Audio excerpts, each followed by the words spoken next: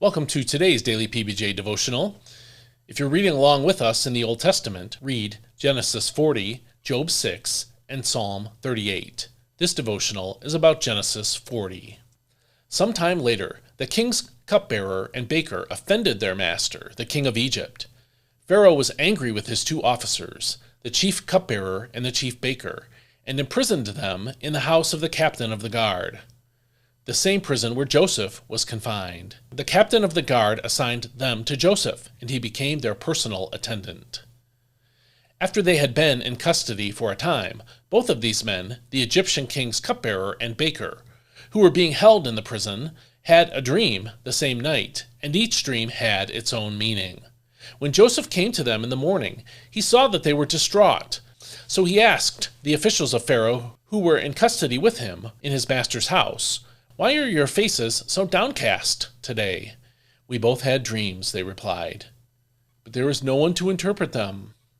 Then Joseph said to them, "Don't interpretations belong to God?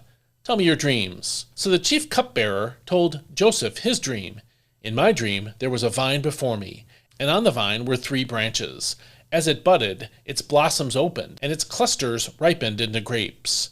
Pharaoh's cup was in my hand, and I took the grapes, squeezed them into his cup, and placed the cup in his hand."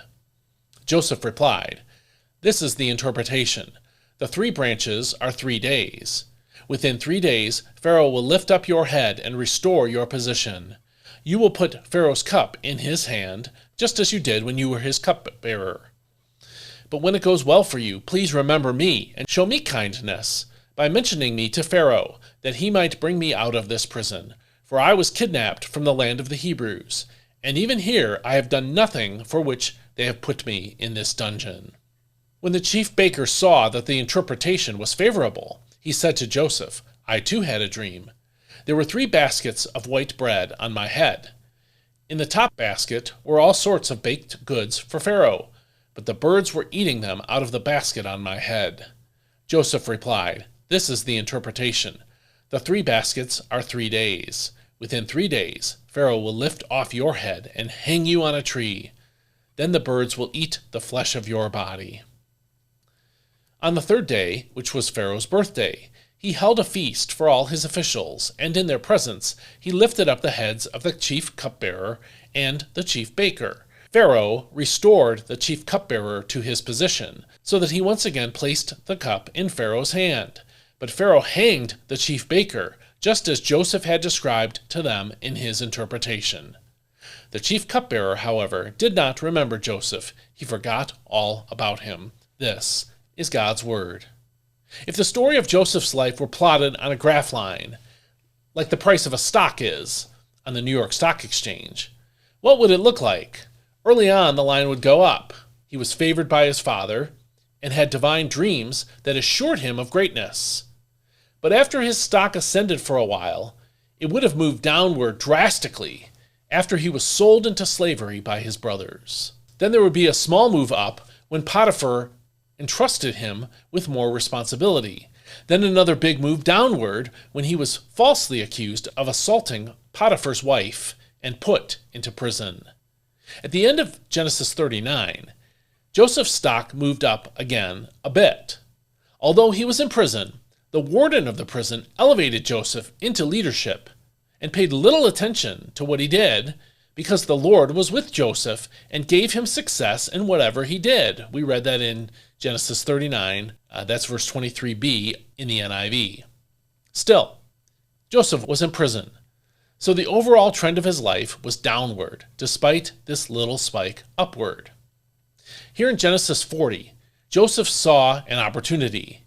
2 of Pharaoh's officials were incarcerated and had dreams.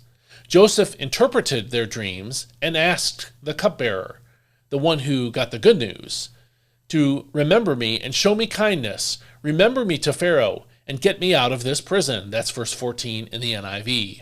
After all the downward moves in his life, Joseph finally had a reason to hope.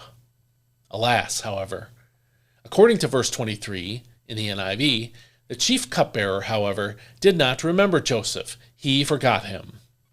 His hopeful opportunity never materialized, And if it were me, I would have despaired of ever getting out of prison.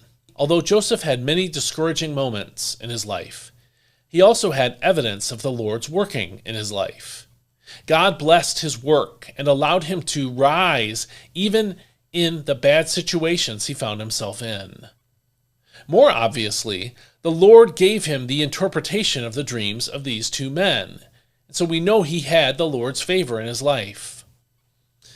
Fortunately, neither you nor I have been enslaved by others or imprisoned based on a false accusation.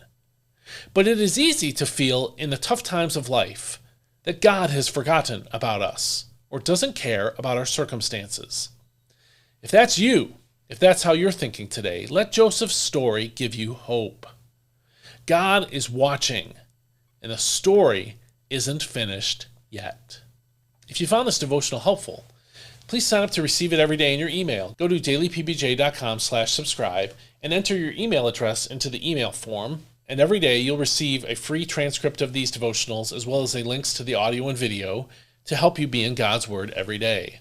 I'm looking for financial support to help me keep making these videos. Go to dailypbj.com/support if these videos have helped you and you'd like to make a contribution. Please also share this with others who can grow in their faith by it. And I'll see you next time. May God bless you. I hope you have a great day.